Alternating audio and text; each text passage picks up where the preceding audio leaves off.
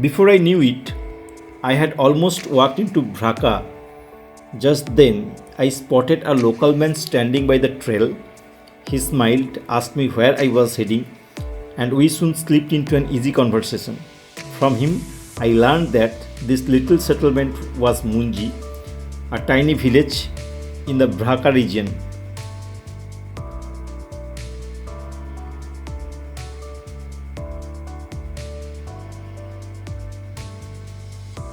By now, I had been walking for quite some time through the vast, rugged landscape of Manang. The trail gently descended from Apapishang, winding its way through barren hills, scattered fields, and clusters of traditional stone houses. The crisp Himalayan air, the distant roar of the Marsyangdi River, and the towering snow covered peaks standing like silent guardians made every step feel magical. As I rounded a bend, I began to sense that I was finally approaching Bhraka, one of the oldest and most picturesque villages on the Annapurna Circuit. There was no signboard announcing my arrival, just that instinct every trekker develops after spending days on the trail.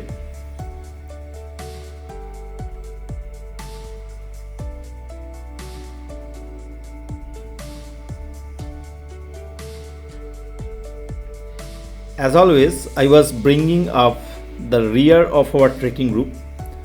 I have never been the kind of trekker who races against the clock.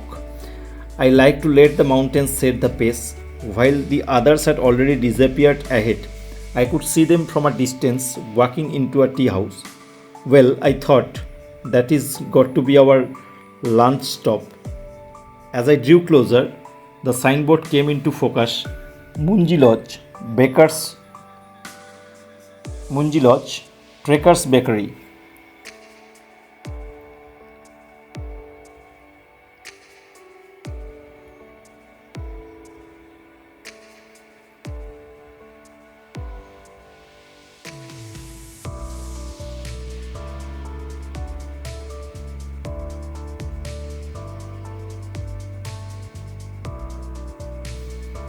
The dining area was on the rooftop, offering a spectacular Himalayan panorama.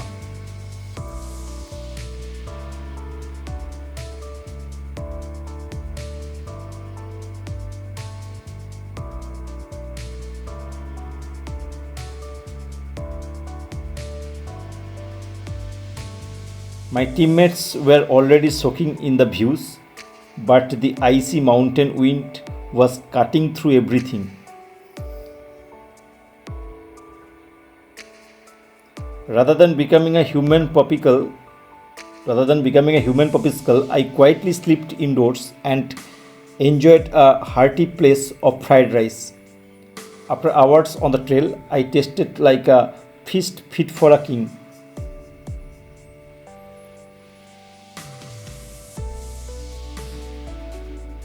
After finishing my lunch, I stepped into the kitchen to refill my water bottle. A local woman was standing there. My attention was immediately drawn to several long strips of meat hanging from ropes above her head. Realizing that they were pieces of yak meat being dried for preservation, I became curious as it was something I had never seen before. I politely asked whether I could step inside the kitchen, and she welcomed me with a smile. Curious about the traditional method of preserving yak meat, I asked how it was processed and whether it was simply dried by hanging it in the kitchen. She confirmed that it was indeed dried in that manner without any additional treatment or seasoning. Wanting to know more, I asked how long the preserved meat could be stored. At first, she misunderstood my question, but after I clarified that I was asking about its shelf life, she explained that the meat was hung inside the kitchen for about 10 to 15 days until it became completely dry. Once properly dried, it could be cooked and eaten over the next 1 or 2 months. The conversation then shifted to another well known Himalayan delicacy. I asked whether she had Churpi, the traditional hardened yak milk cheese. She immediately replied that they did and opened a container to show me two different varieties.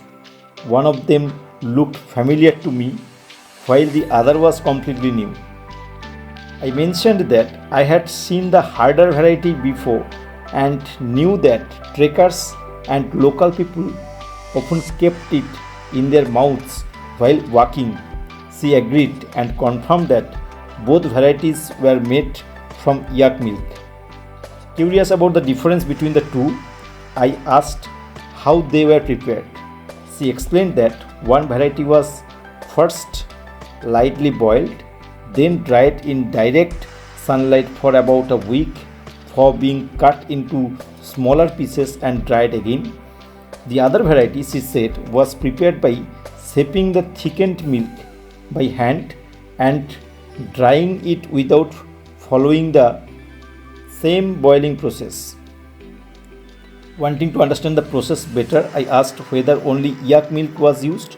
She replied that during the boiling process, when the milk thickened and rose, it was worked by hand before being shaped and dried. Interested in yak husbandry, I asked at what age a yak was usually slaughtered for meat. She answered that yaks were generally used for meat when they were around 4 to 5 years old. I then inquired whether yak meat was cooked in the same way as chicken or mutton. She replied that there was no special cooking method and that it was prepared much like other kinds of meat.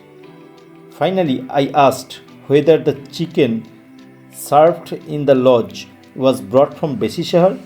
She confirmed that it was, explaining that chicken was not available in the village and therefore had to be transported from Besi Shahar